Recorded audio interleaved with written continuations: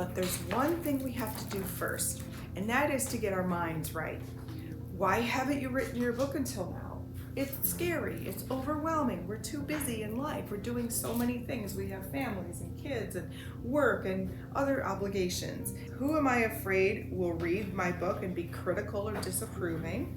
Oftentimes if it's a memoir, there could be people who could be hurt by what you say. And so our mother, who was abused by her adoptive mother, she waited till her mother died before she published the book because she didn't want to shame her mother. She waited, and then she shared the story, which is very powerful. It's in the pit of every author's stomach, especially when your book is about to be published.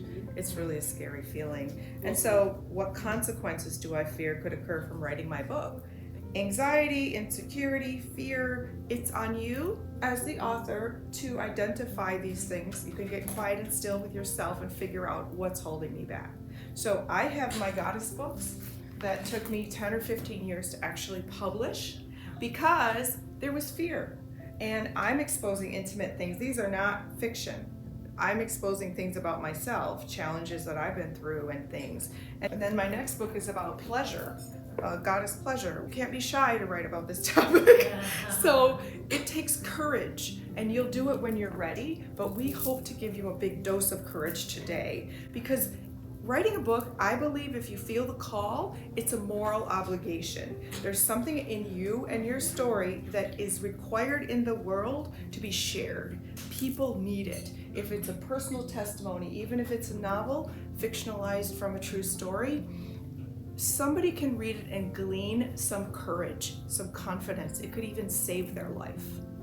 So it's way more than you and writing the book. It's about all the people whose lives you can touch in the world. So excellent example is our author Joni Lindenmeyer, who wrote None Better, An Amazing Love Story. I coached her in my 6-month program. She wrote this book about being a nun who married another Catholic nun. They both left the church, and they formally married in the Episcopal Church. And so it took a lot of courage to share that story, but it's enabled people to feel affirmed.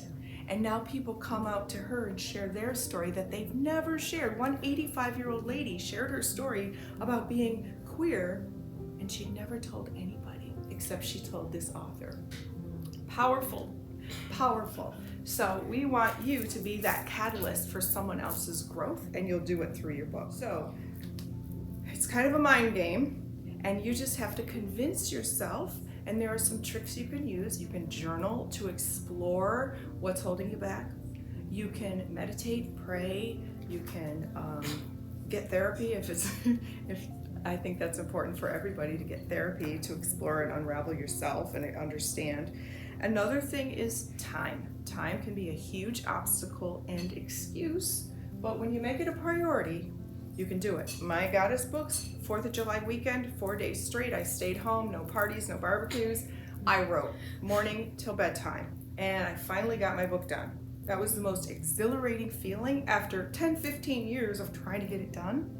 And so you can do it, but it takes some temporary sacrifice to put in the work and miss out on whatever. There's that thing called FOMO, fear of missing out. But guess what? You're gonna step out with a book. And then everything will be better than ever because you'll have events and book signings and speaking engagements. So you have to look at your own schedule and say, where can I carve out some time? What one thing can I give up?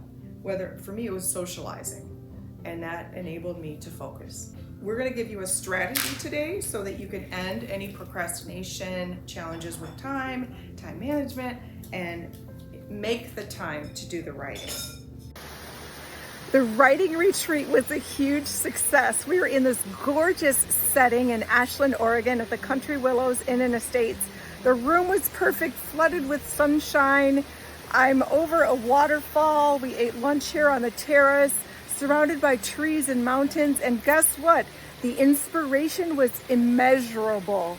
I shared everything you need to know to write, publish, and promote an amazing book. And the aspiring authors who were here all day with us just left, and they are so excited to finally write that book that they've been dreaming about for years. I'm Elizabeth Ann Atkins of Two Sisters Writing and Publishing. I would love for you to join my virtual retreat at twosisterswriting.com, where you can register and learn everything you need to know to write, publish, and promote your great book.